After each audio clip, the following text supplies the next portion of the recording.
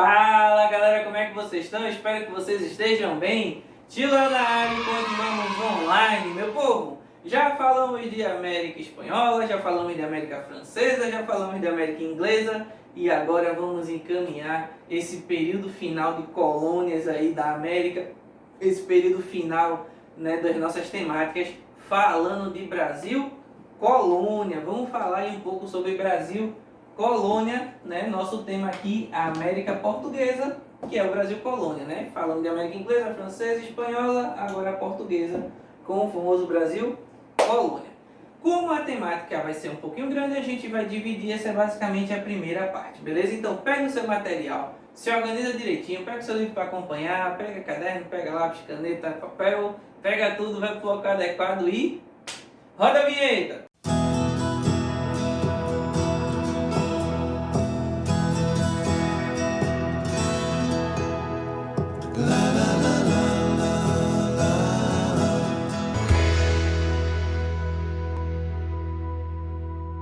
Bom, meu povo, como eu falei para vocês, América Portuguesa, Brasil colônia, vamos lá.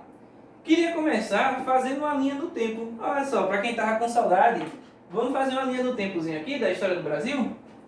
Para vocês não perderem o contexto, a gente vai fazer uma linha do tempo da história do Brasil. Quando começou a história do Brasil? Muito bem, para quem respondeu, 1500. É quando chega Cabral, basicamente a partir daí começa o período de colonização. Que ano a gente está? 2020.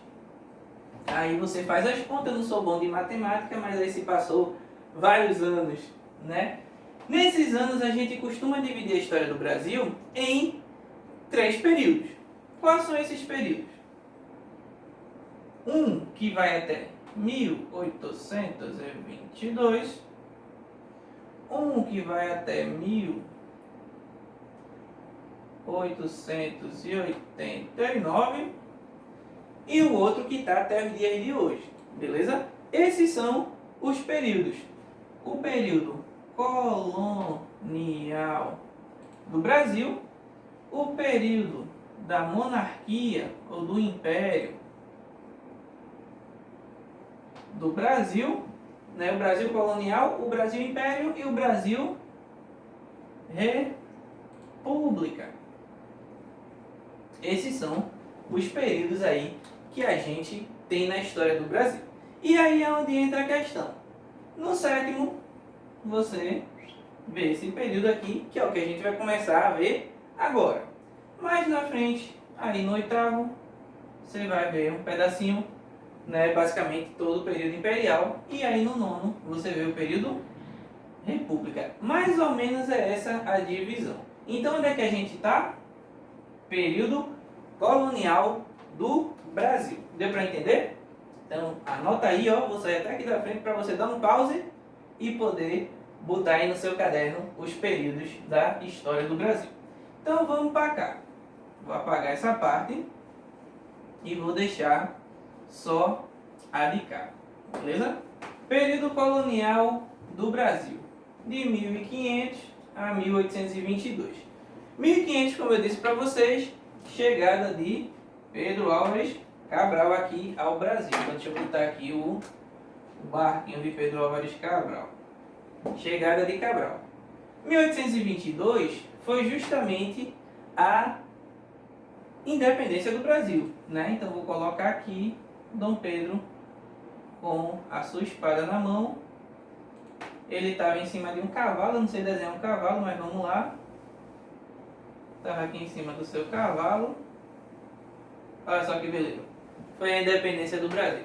Então, basicamente, da chegada de Cabral até a independência do Brasil, o Brasil foi colônia.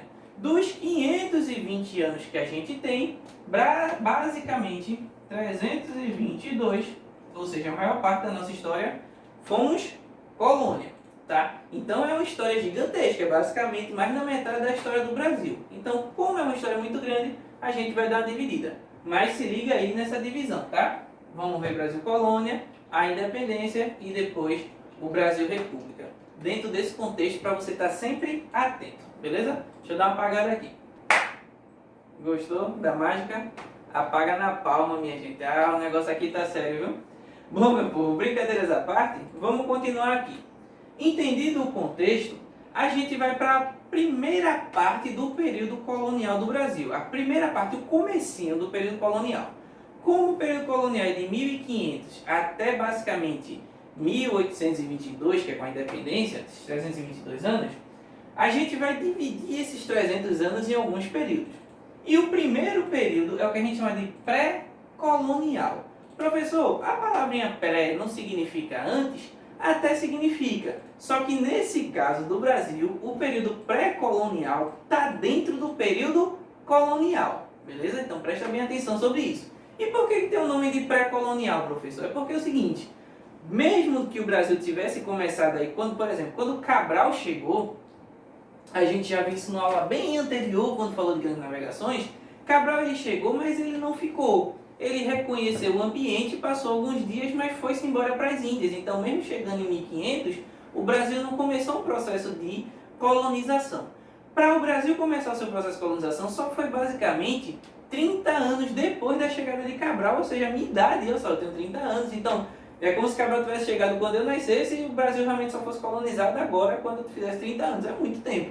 Então, basicamente, só 30 anos depois o Brasil foi colonizado de fato. E a gente se pergunta, professor, por que Portugal não começou logo a colonização do Brasil, então?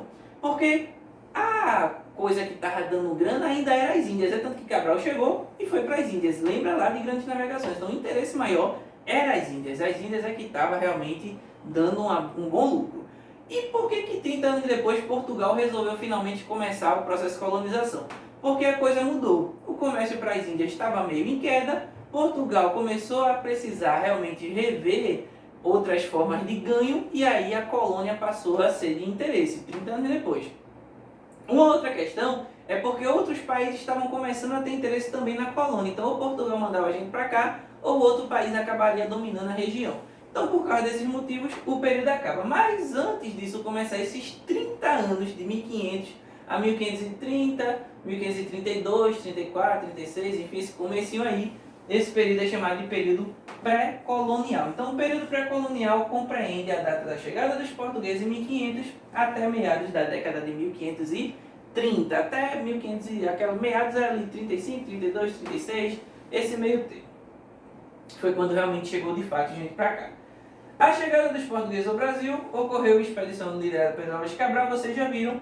E aí, com o passar do tempo, outras expedições foram chegando para cá e as expedições que chegavam não trouxe ninguém para fazer uma vila, para fazer uma cidade, para fazer nada do tipo. O que a galera fez, na verdade, foram entrepostos comerciais. Professor, o que é um entreposto comercial? É um local para o navio chegar, se abastecer, se organizar e continuar o seu rumo. Então, a princípio, o que a galera fez foi tipo um posto de gasolina, só que para navio, brincadeira.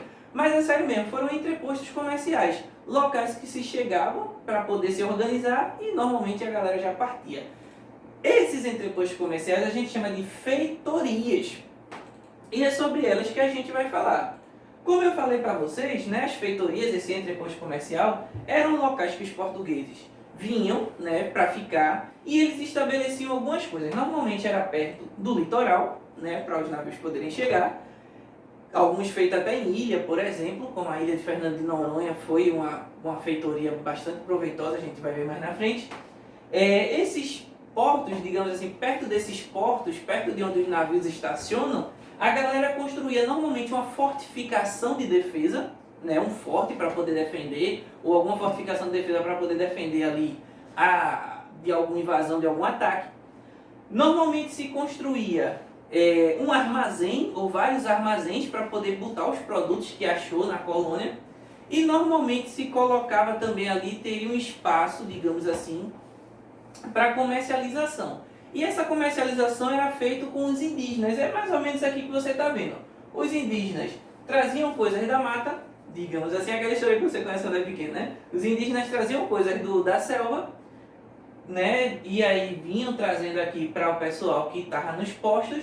Os portugueses trocavam por artefatos de interesse, né? Artefatos simples, espelhos, facas, coisas cotidianas que para os portugueses era simples, mas que para os indígenas era algo diferente, né? E aí nessas trocas de produtos, os indígenas vinham, abasteciam, né, com os produtos vindo da mata, os portugueses trocavam aí os produtos Esse tipo de comércio a gente chama de escambo.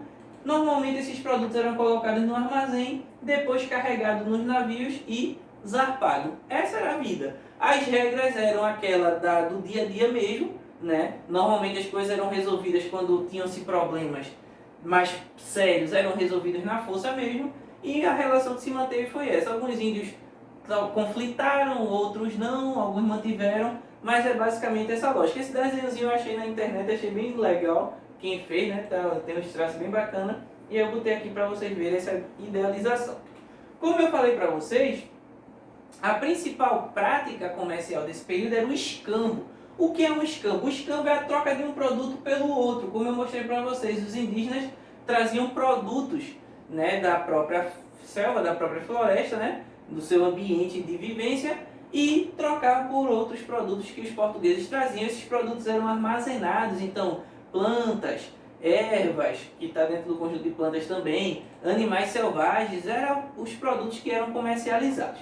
Mas o principal, anota aí, principal produto de exportação do período pré-colonial.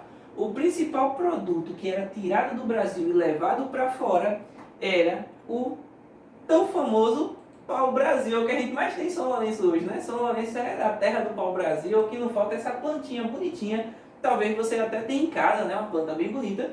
Essa planta aí gerava um pigmento que dava uma cor legal, e aí a galera usava lá na Europa e era caríssimo. Então os portugueses acharam e fizeram, não, vamos levar, a madeira também é bacana, então vamos levar esses produtos. O pessoal, os indígenas pegavam lá na mata, né, como a gente viu aqui, pegava lá na mata, trazia, né, trocava aí com os portugueses e tal, e essa relação de comércio chamada escambo, troca de um produto pelo outro, era mantido, né, e a relação de comércio era justamente para exportação, principalmente o pau-brasil, principal produto de exportação. Então nada mais é do que isso. A vida era nas feitorias, mantendo o escambo, troca de produto com os índios, essa feitoria com um armazém para guardar os produtos, uma fortificação de defesa para proteger de algum problema, um porto para abastecer, os navios vinham, abasteciam e zarpavam.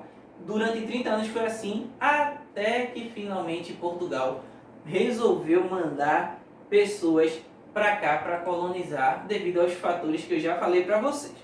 Entre as principais feitorias está aqui essa paisagem linda e maravilhosa de Fernando de Noronha. Nunca fui, tenho vontade de ir um dia, quem sabe, né? Faz parte de Pernambuco, olha só, não é tão distante, né? E aí a gente tem entre as principais feitorias, uma aqui em Fernando de Noronha, tem outras também, mas realmente esse ciclo aí de pré-colonial e feitorias, ele só foi no início, né, logo substituído pela povoação inicial e depois sim pelas famosas capitanias hereditárias, né, que vai ser tema do nosso próximo assunto, beleza? Meu povo, espero que vocês tenham entendido, espero que vocês tenham gostado. Deixe seu like, curta, compartilha, ativa o sininho e até a próxima!